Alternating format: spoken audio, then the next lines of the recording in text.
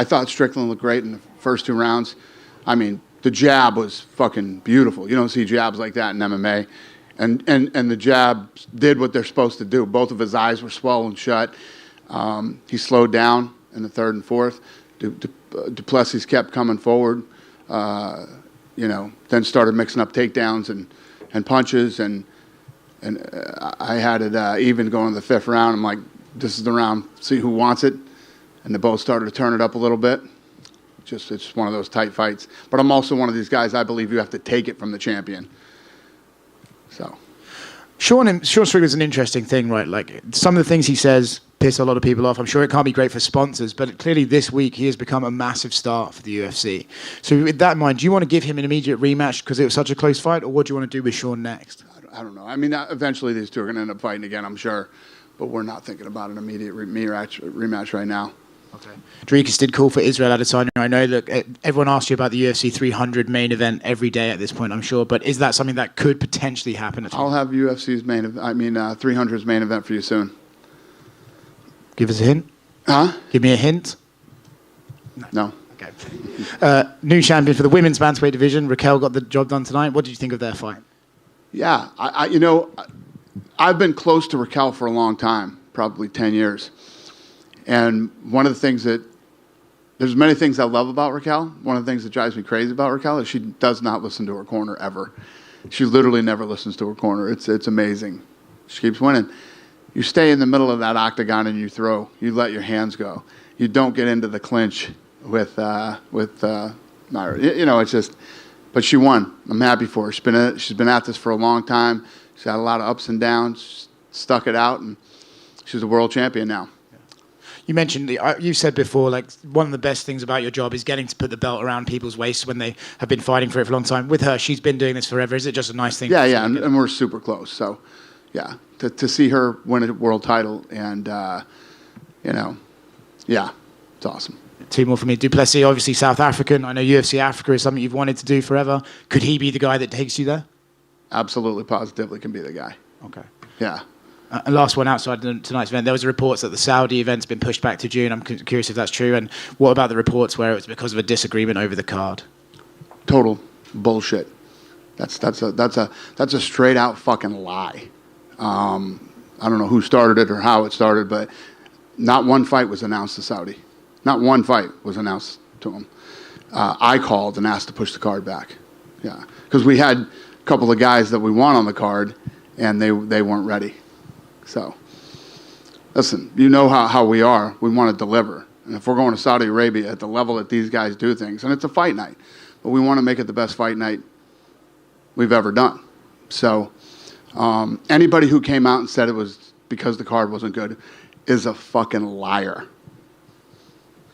Right here. What did you make of the fight between Neil and Mike Malott? Because Mike he kind of was viewed as this next star from Canada, and then, he ran into Neil Magny late in that 3rd round. What did you make of that performance in there? Yeah, listen, Neil Magny is the all-time greatest spoiler. That guy, don't ever think you're just going to go in and run over Neil Magny. And tonight he proved it again. He got destroyed for 2.5 rounds. And then turned it around, came back, and pulled out the win. A similar question about Masvidal. He another win. He kind of pushed back on the label the fans gave him as a decision maker. Like, he only wins decisions. He doesn't think that's a fair assessment because he's winning dominantly. What did you make of his performance and his possibility of fighting for the title soon? So what did he say? He's bummed out because people call him. He's not bummed, but he says fans constantly call him, like, they criticize him because he's only winning decisions and not going out there and melting people. Yeah. Well, not everybody's a knockout or submission artist. It happens. But the thing is about Neil, I don't think that Neil's any... Talking about Masvidal, Evloev against Arnold Allen, that fight. I thought you were talking about Neil Magny. All right. Yeah. I mean, what's his win streak like? He's on... I think he's like 18, 19. Yeah, 18 or 19. And yeah, that place sucked the wind right out of that fight sucked the wind right out of the arena tonight, so... It might bum him out, but he's got to deal with it. Yeah, that was the least fun fight anybody's ever seen. So he doesn't have much to complain about. You know who lost that fight? The fans. Yeah, so Yeah, he doesn't have much to bitch about on that one. I don't know if you were in the arena yet or not, but did you see the Sean Woodson, Charles Jourdain decision at the end of the confusion? Have you seen anything like that before? No. Was that Buff? I don't. I just think it was a little loud in there, so no one could really hear the scorecards or who had won. Charles celebrated even though he won, and Sean Woodson shook his. So it wasn't read wrong? People just didn't hear it? Yeah. They heard it wrong? It was read correctly, but no one could really hear it. I was going to say that's a very rare Buffer mess up. Buffer doesn't mess up much, ever. Probably counting on one hand in his entire career. So, yeah, weird. The UFC on Instagram posted something about India, the UFC India. Is there anything plans for an event in India? Eric in here? We created an Instagram account for India. We created an Instagram account for India. And last one for me, one last thing on the Saudi card. The people that were putting on that show said that they had requested Conor headline that card. Is that even a possibility? No. Hey, Dana, over here. But I love it, though. You know what the thing is with Saudi Arabia? These guys are like, yeah, bring us the best you got, and we'll pay for it, and we'll do this, and we'll do that. Listen, for us, it's not about the money or any of that stuff. We always want to put on the best possible card that we can. We've been that way since day one. And when you go into a place like Saudi Arabia that does it at a level that they do it, we want to deliver.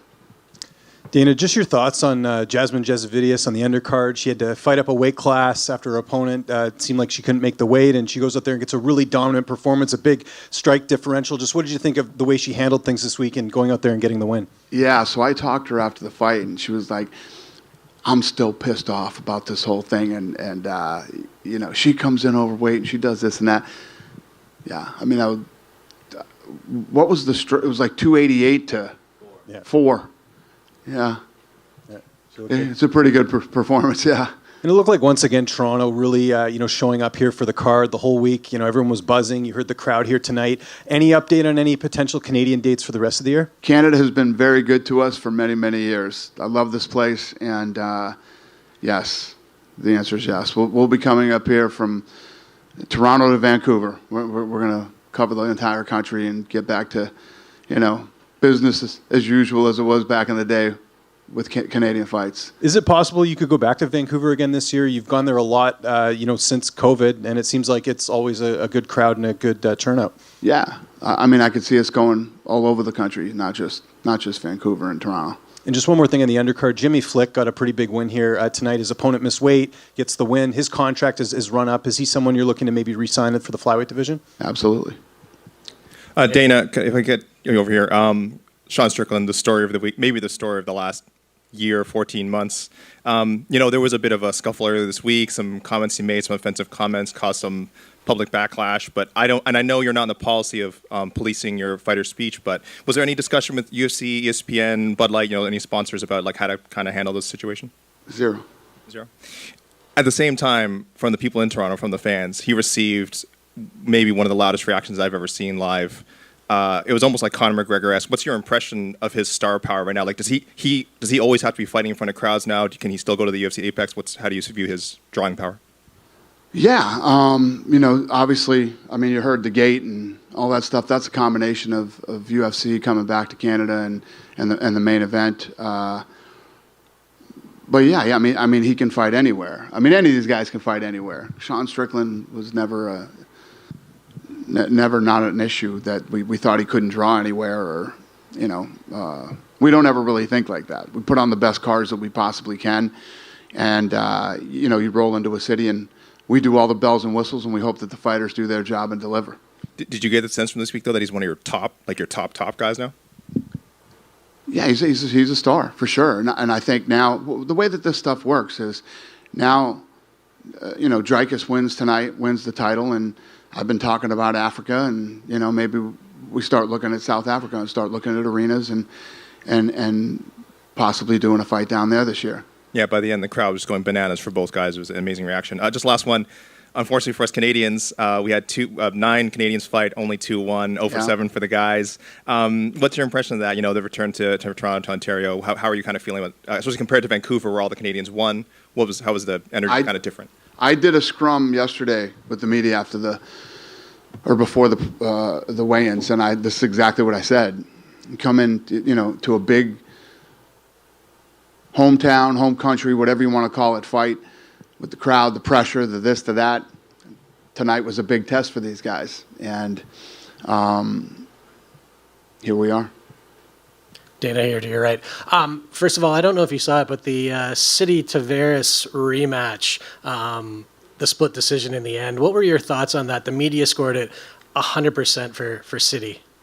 Yeah, I had a lot of people blowing me up saying he got screwed in that fight. I don't know. I don't really have an opinion on it. I didn't score it. I didn't watch it closely enough to have an opinion. But you're not the first one to tell me that.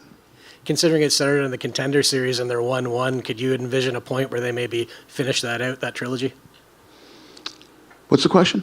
They started out on the Right. Contender Series, right? So they're 1-1 Right. now. Would you consider doing a third fight for them down the line? And this was the one that we were supposed to squash the whole controversy. Yeah, that didn't work out too well.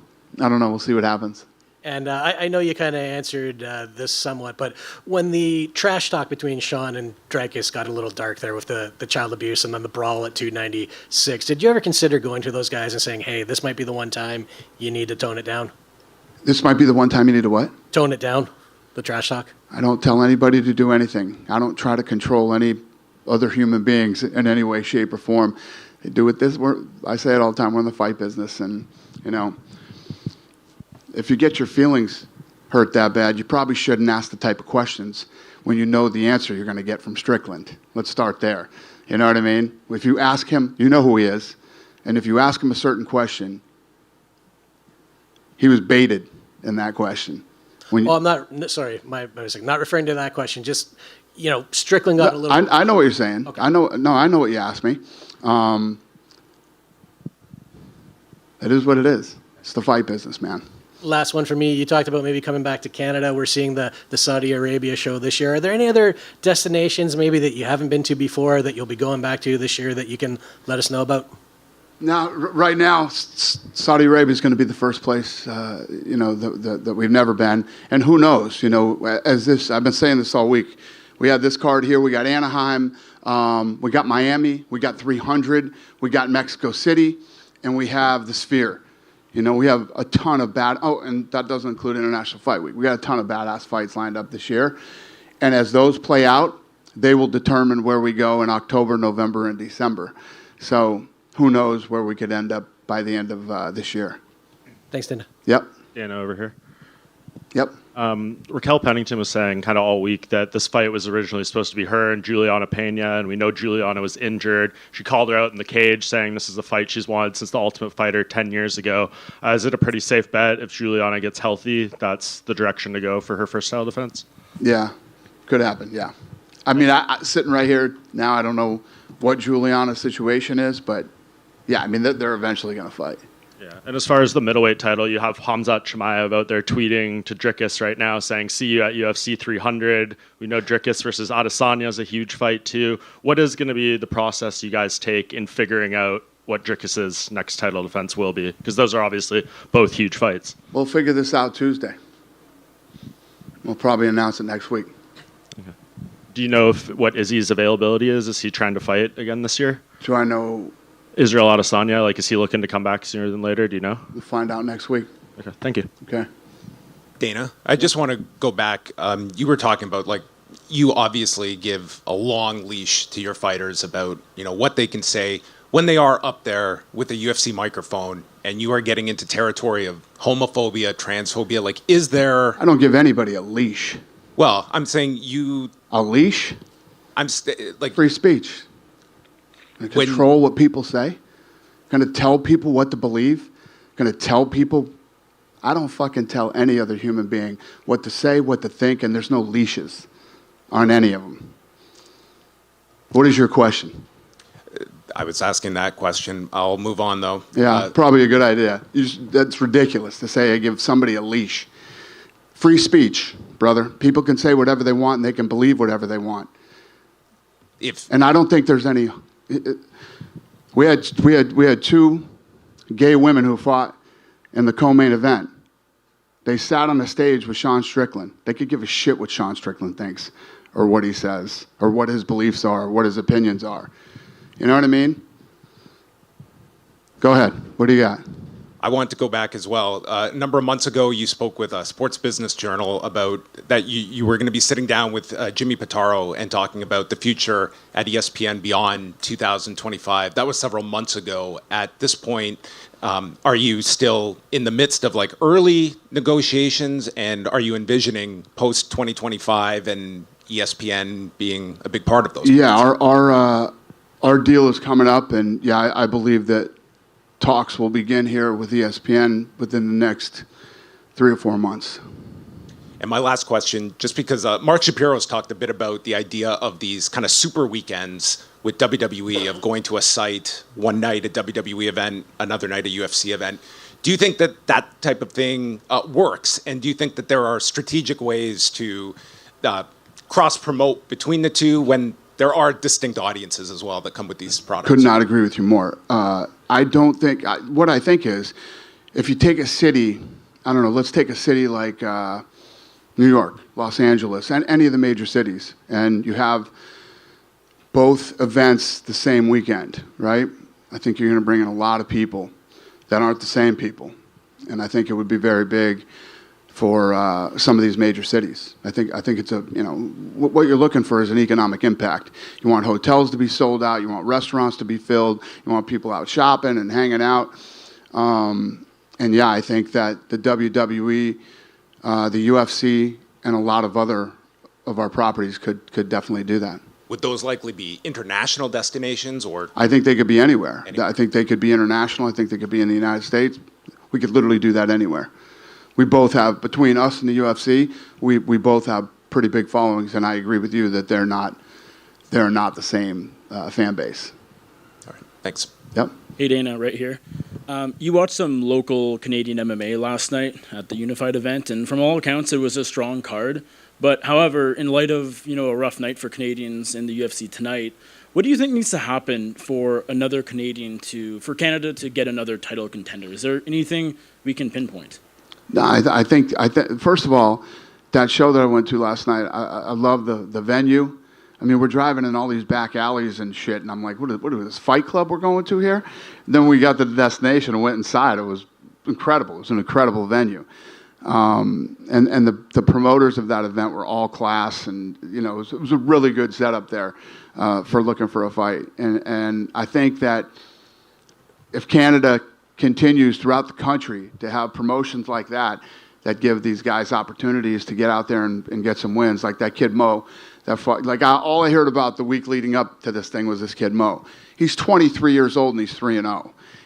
I get it. You're excited. You got a kid that looks like but that kid, he needs time. I told him last night, don't listen to anybody telling you, take your time. You're 23. You got nothing but time. And, we'll see what this kid's got in another, a year or so. Probably have 3 or 4 more fights. And if he's 7-0 and continues to do this, then yeah. But it's about having these smaller promotions in this country and putting on fights as many times as they can a year. I think a lot of people were looking at welterweight Mike Malott as kind of the front runner of this new wave of Canadians coming in MMA and the UFC. Obviously, he was very close to cracking into the top 15 tonight, but falls short with just a few seconds left. Do you think Mike Malott can still bounce back and become a star or somewhat of a star at 170? Of course. Tonight was a big test for him. And I knew that coming in because everybody was talking about Mike this week too. And I said, we're going to find out on Saturday. This is his first big test. He's going to walk into a sold-out arena in his home country. There's a different type of pressure that goes on. And, mentally and emotionally, it's completely different. And it weighs on you physically when you get in there. He looked incredible until the last minute of the fight. And unfortunately, that's how it turned out for him. But he'll learn from this. He'll grow from this. And we'll see where he goes. But this doesn't mean he can't be a star in Canada. Yeah. There's obviously a lot of talk about Khamzat Chimaev potentially being next in line for a middleweight title shot. He posted some concerning health updates on social media a few weeks ago. Seems like he's okay. I mean, now he's obviously calling to fight at UFC 300. But do you know for sure, do you have any sort of official update on where he's at? Yeah, it's weird. He did get very sick. And, I know he's better. I don't know if he's let's fight in 300 better, but we'll see. Yeah. And Magomed Ankalaev won the first UFC main event of 2024 last weekend. He obviously wants to fight Alex Pereira for the next title fight.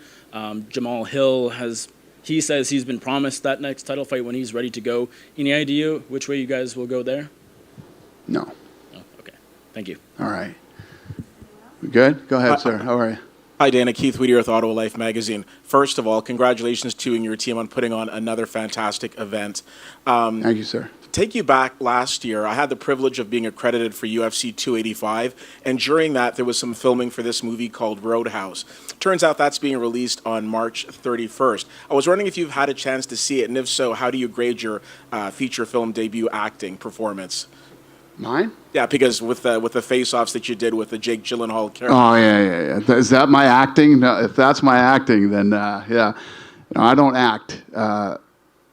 I haven't seen it yet. We have it at the office, but I haven't seen it yet. I need to watch it, but I haven't.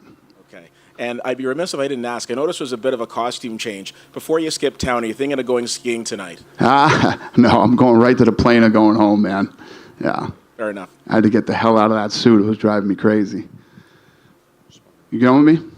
Just one real quick, actually, Dana. Yeah. Since it's on the topic of Roadhouse, that leads to Conor McGregor. Can you clarify what's going on with him? Because he announced that he's fighting June 29th. Obviously, nothing official has come from the UFC. Right. Is that what you guys are leaning towards? I know you made some comments this week, too, in an interview, I think, with Sportsnet, and maybe it was taken a little bit out of context in terms of like the clarity. So where do things stand with Conor right now? Is he fighting in June? No.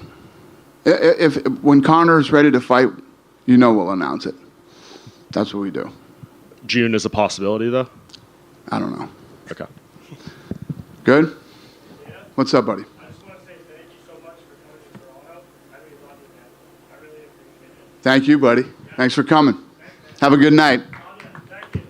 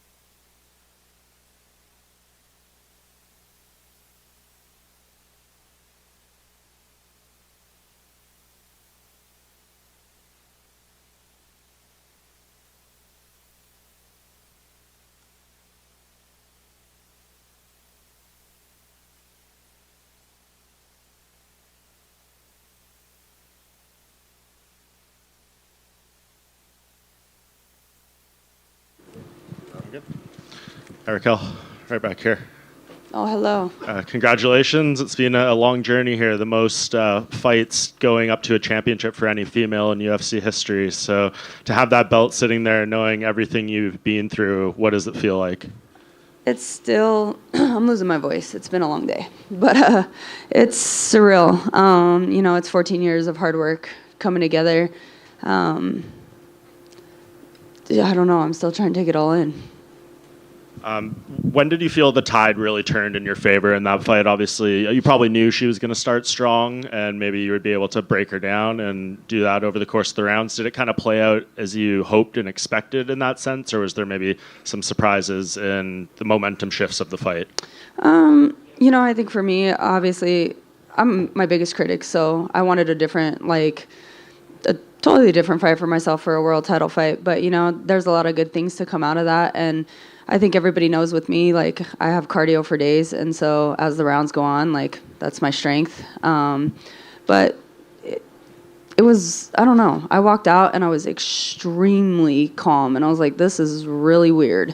And so I felt like I started a little slow in the first round and kind of just adjusting to everything, but it worked out in my favor. Yeah, going through a fight like that, Dana was in here and he said, he loves you. We know you guys have a long relationship and history together, but he said it drives him crazy that you never listen to your corner. Were you not listening as much as you wanted in that fight, or what's kind of your reaction to that statement from him? Well, my corners were yelling at me to let my hands go, and Dana has told me since The Ultimate Fighter, like, there's no reason I shouldn't be knocking people out. So, yeah, he already found me and lectured me on that one, and yelled at me, too, that I drive him nuts, and I should have let my hands go a lot more.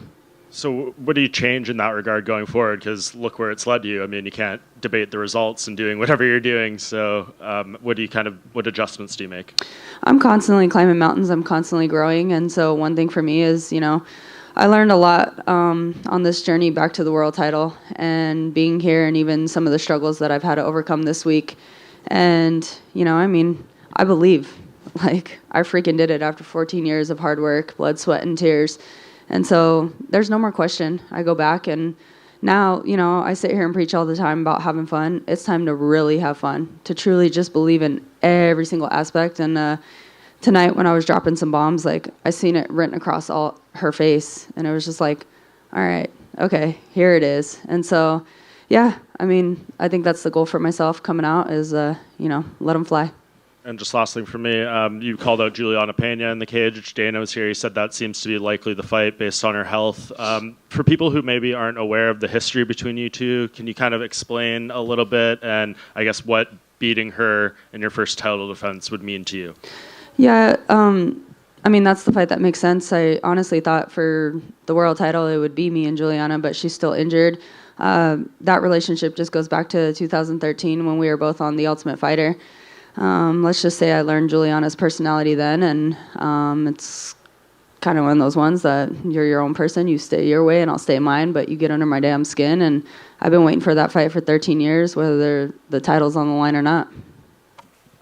Okay, on the front right here. Dana did say it would depend on Juliana's health, and if you wanted to be active, maybe you would have to fight someone else. So just looking at the rankings, I think you've fought 1 through 7 at this point in your career. So are you just looking at a long line of rematches potentially, or are there other names that you would like to fight? Honestly, I really don't care. There's talent in this division. Everybody brings a challenge. People are constantly growing and evolving. I do want to stay active, and I'm getting older and stuff too, and we have our family now, and we want to continue to build on that. So it's just kind of finding balance in between everything, and I would like to defend the title a couple times, and then that's a wrap for me. So. And obviously at the press conference, I think things got a little more heated than we expected when you guys were talking. But we did see you guys hug at the end and exchange some words. What did she say to you, and what did you say back? We just said thank you. It's always an honor. It seems these days that it comes down to a lot more entertainment. People have to talk crap to each other. I've never, when I started in the sport, that's not what it was about, and I'm still not that person. It did get a little heated at the press conference, but, she just came up, and we thanked each other for sharing the octagon. It's always an honor. You have two people going out there and putting everything that we have on the line. So there's a different relationship that comes with that. And then, she just told me that it was a tough fight and it was hard for her, and taking it as for what it is. Last one for me. What did it mean to have your family in there? Your daughter, Tisha's in there. You got the new belt around. I'm sure you wanted to win the title against Amanda all that time ago, but winning it for the first time with those two in the octagon with you. I've said it all week. My stars have truly aligned. There's a reason that everything happens, and I truly believe that. And now, it's the perfect timing, and to have these memories, it's not going to be something that Leia remembers, but to show her these photos, that means absolutely everything to me. It fills everything in my heart. It gave me a different motivation. It's constantly making me a better person, and it's going to make me a great world champion. So just to have my family here, and it goes further than Tisha and Alea. I'm surrounded by a huge supportive family, and then my coaches are my second family. So I just feel the love regardless. I'm just blessed. Actually, one more. Have you thought about those conversations you're going to have with her? She's obviously not going to remember them now, but you can pull photos up and be look, I have the belt and you were there. Yeah, I'm going to show her how awesome it is, but I'm going to remind her we're going to do self-defense and no fighting. Raquel, at times, I don't know, the crowd got a little bit restless. Maybe the action wasn't going the way they wanted to go. Does that register at all during this 5-round fight with Mayra? No, at the end of the day, they're not in there, People, they look on the outside and they want to see different things, but when you're actually in there and you're putting in work, whether it's up against cage or it's a grind, it's hard. It's tough, and positions are very different. So, I mean, of course, people, they hear fighting and they want to see knockouts. They want to see blood. Like, people are just very aggressive with that, and that's going to be sports fans for you. But for me, like, at the end of the day, I had a goal, and whether it's pretty or not, like, I achieved my goal. Misha Tate, past opponent of yours, your coach on The Ultimate Fighter. I know it seems like a lifetime ago now, but she praised you guys on social media. She thought you guys had a great fight. What does it mean, hearing about her support and other of your peers who probably sent you positive messages after the fight? It's absolutely awesome. I mean, we're all out here, we're grinding and we're working hard. You're going to have those athletes who they talk their crap and stuff, but Misha, I mean, she's one of the pioneers of the sport, and I remember when I fought her back in 2016 now, at Madison Square Garden. After that whole fight, we hugged it out and everything, and she told me one day I would be a world champion. And, like, those are honestly words that I held very close. Like, she's done a lot of things for the sport. So to see where my career's grown to and, like, all the things I'm starting to accomplish and have accomplished, like, it means everything. How does it feel to join the list of mom champions? There haven't been that many in UFC history, but you're one of them now. It's wild. Like, I'm still taking everything in right now. Like, I have the UFC world title right in front of me. Like, I am the bantamweight champion of the world. Raquel, just over here. When you were at Media Day on Wednesday, you were stating how great your mindset was throughout this camp going into this fight and trying to just treat it like any other fight. Was that the case as the days got closer, the hours got closer, or were you just having a great poker face this week going into it? No, I mean, it's been a great week, and my mindset has been really good. Today was actually a very interesting day for me. Like, I mean, people want to learn the story behind things, and so this is one of them. Like, I woke up this morning, and to be in this position, like, this is something people dream of. This is what I've dreamed of, again, for the last 5 years, but this is something I've worked hard for, and, I remember back in the day, I said I wanted to be one of the first women into the UFC, and people laughed at me, and I was like, and then I'm going to be a champion, and people laughed at me again.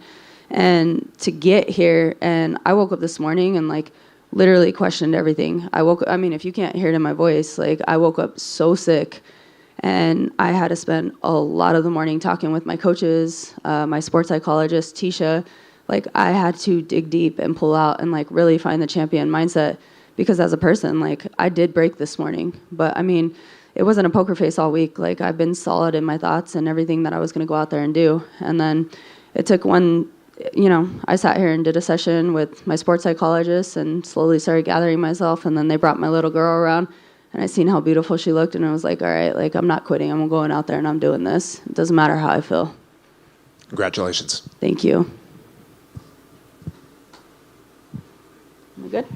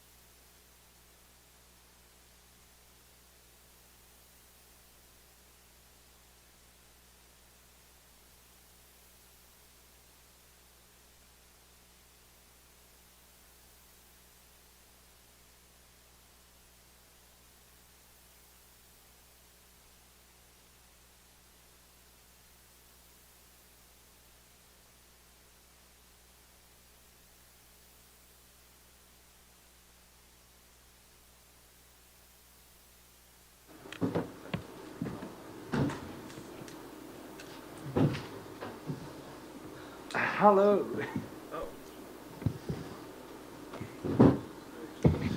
Hello. Hello. Good night. Morning. Anybody up for some breakfast?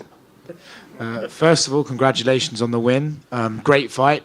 Talk to us about the emotions of actually having that belt in front of you, winning the world title and becoming champion. Wow. I mean, let's just talk about the emotions I felt when we started hearing one judge, and now I go, oh, shit. Because I honestly thought I did enough until but it was a close fight, I'd make no mistake. But I thought I had it. And then when that split decision came, I just went, okay, this is 100% 50-50.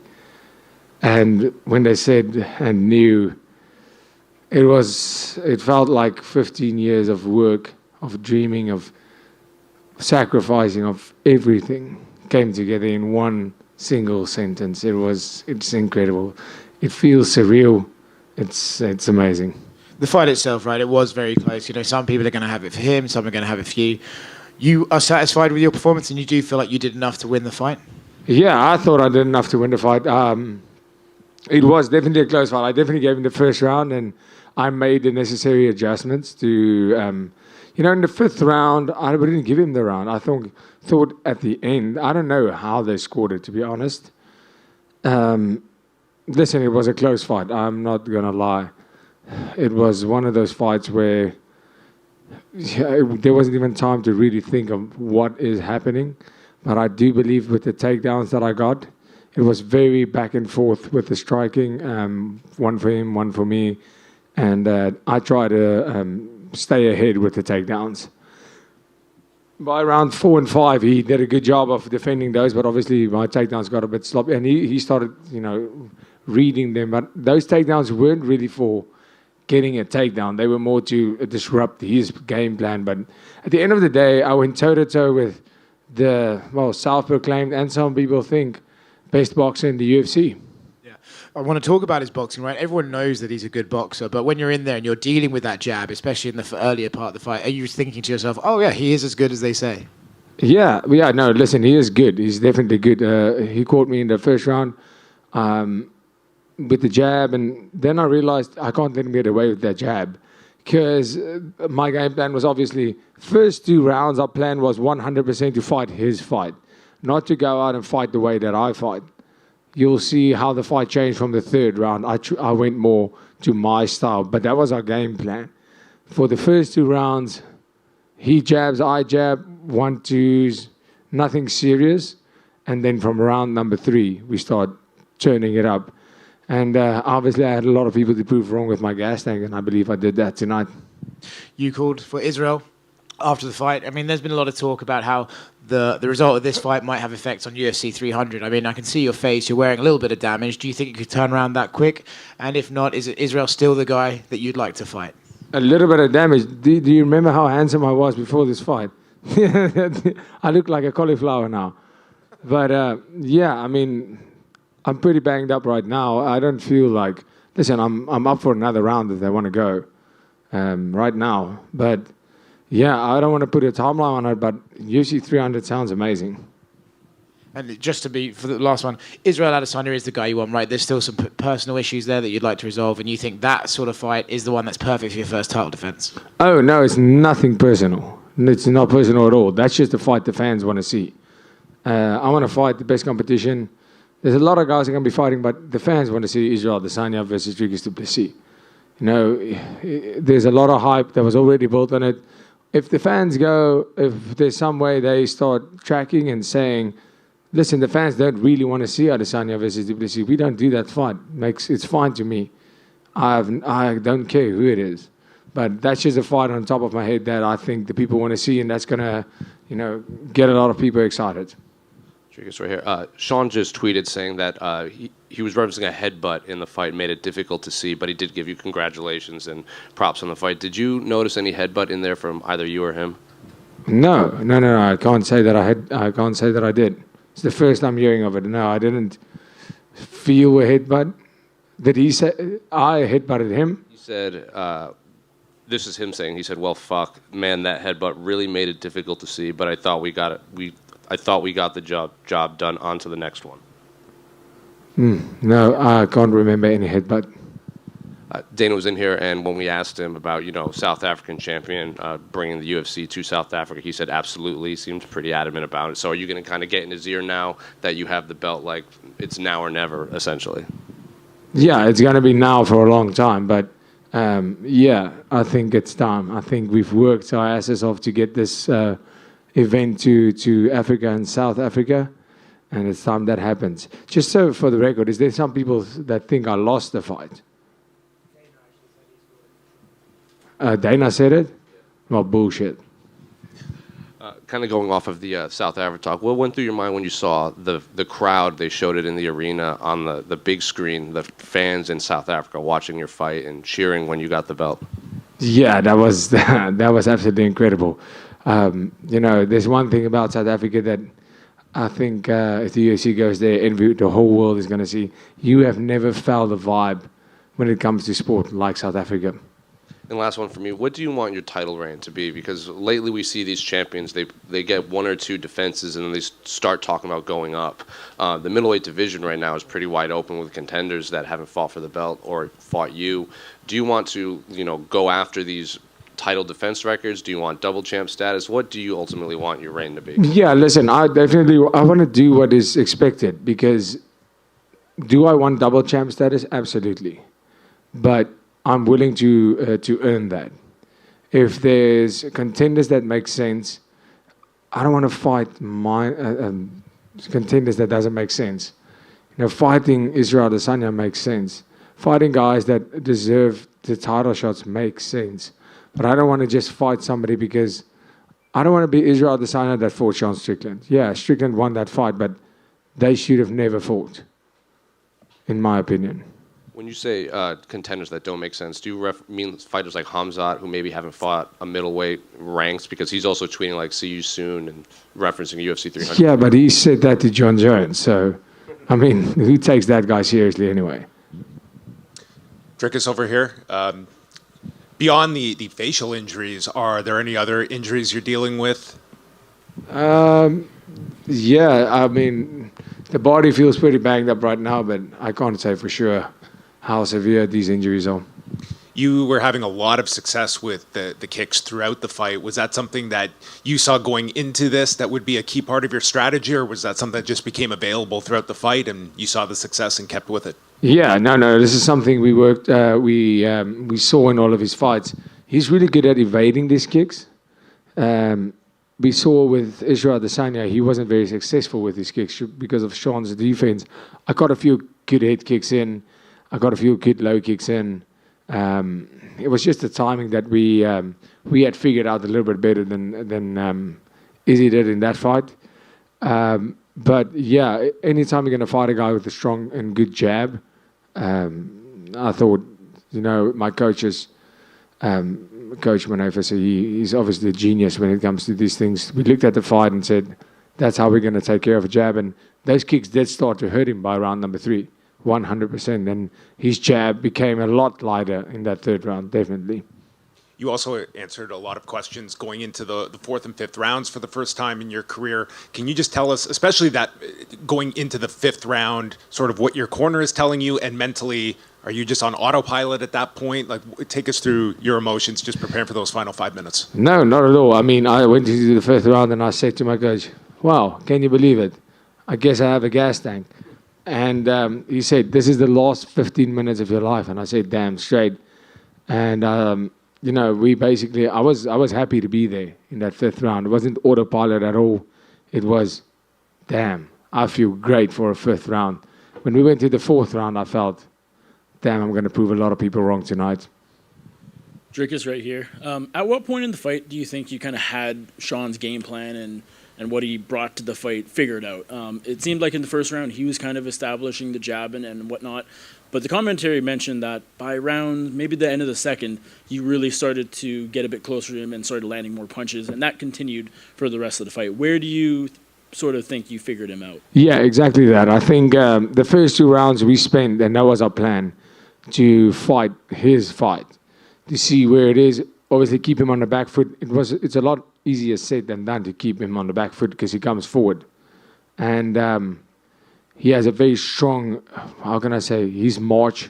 He doesn't storm forward, but he has a strong march. The way he moves, it makes it hard to push him backwards. But I just kept on putting the pressure on Sean every time he jabbed, moving forward. Yeah, I took a couple of punches more than I would have liked, but keeping him, every time he hits, I move forward. And, even him being the cardio machine that he is by the third round, you can't keep on fighting with that kind of pressure. He got tired. And that's where I really started landing more and more. I think it was in rounds 2 or 3 when your eye started really swelling up. Obviously, I think you can see out of it, but was there any visibility issues, and was there a concern in the corner that it could get worse? Yeah, I mean, kudos to the cut man on that.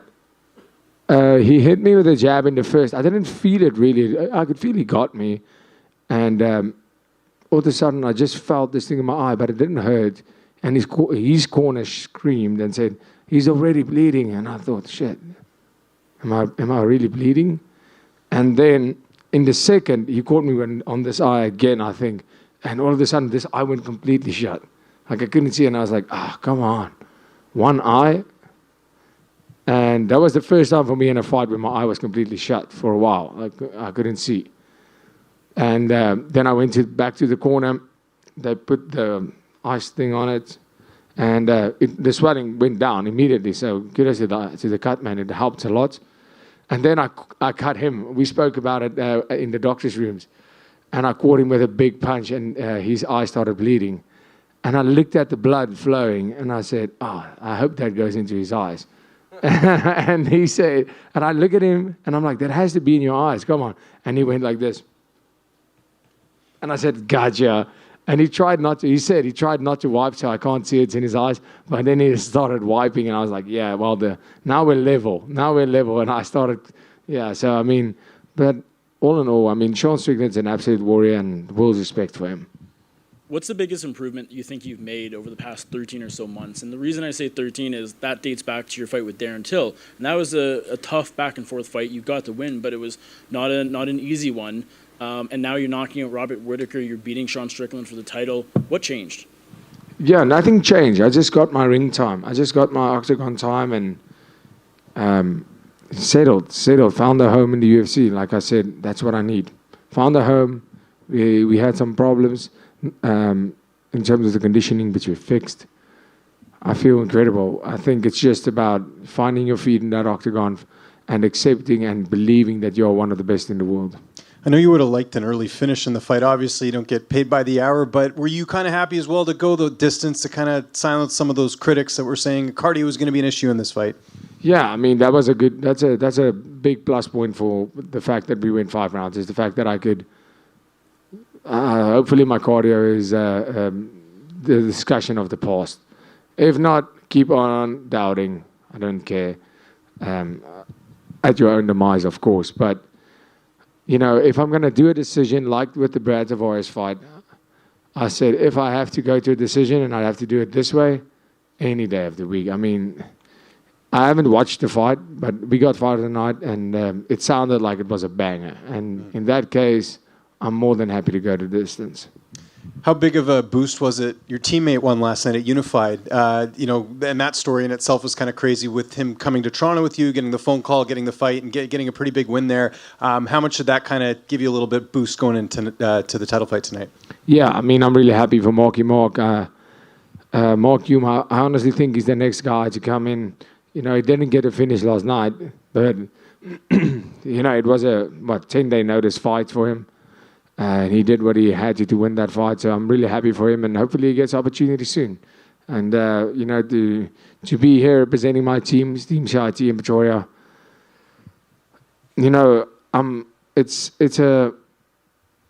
so many people are looking up to me and going, if he's there, I train with him, I can do that. And that means the world to me. And just last one from me. The crowd was chanting DDP. I know earlier in the week, they're kind of pro-Strickland, but how was your overall experience in Toronto? It really seemed like you won the fans over with that performance tonight. Yeah, I love Toronto. I have to say, it's amazing. I'm staying a couple of days extra. But, yeah, I mean, Toronto, this whole week I said, they might not be fans of me, but I kind of like it here. Dricus right up front here. Just to sort of follow up on that question, could you sense during the fight that the support was changing a little? Because I could tell you, it seemed very pro Strickland at first, and was till the end as well. But then your cheering section got super loud. Could you sense that while you were fighting? Yeah, no, I heard it when they started DDP. I was like, oh man, these guys ain't loyal. If the UFC were to go to South Africa, would it have to be Johannesburg or Cape Town? Is there another city I'm just neglecting to mention? Would it have to be one of those? No, yeah, well, it'd probably be Pretoria, Johannesburg, Cape Town, one of those. But I mean, there's a lot of great places the UFC can go in South Africa. And there's been a lot of great athletes to come out of your country. Where do you feel this ranks you among the best athletes that South Africa's ever produced? That's a very, very hard question. Right now, one of the best, and like I plan on being, I want to be known as the greatest ever. Dricus, right here. I know you had mentioned a little bit ago maybe the possibility of the future being a double champion. That's an aspiration and a goal. The light heavyweight champion, Alex Pereira, was in Sean's corner tonight, and that news seemed to come out like a couple hours before the fight. Did you notice him there when you, I guess, were waiting for Sean to come out? And what did you think of Alex cornering Sean tonight? No. I didn't notice him at all until I saw him in the cage after the fight. And, yeah, well, whatever. Are you a little surprised that he would jump in there and do that? Yeah, no, I'm not. I mean, take all the help you can get, man. Thank you. Dricus, just looking back quickly on sort of how you got here, how cool is it? It's a bit niche, but is it cool to be the only fighter who's ever won titles in EFC, KSW, and now the UFC? Yeah, that's pretty amazing. To go out and say every single organization I've ever fought in, I've been a champion, that's great. I mean, it shows consistency over a whole career. It shows consistency over my career since the age of 19. I've always had the aspiration, no matter where I am, no matter where I fight, to be the best.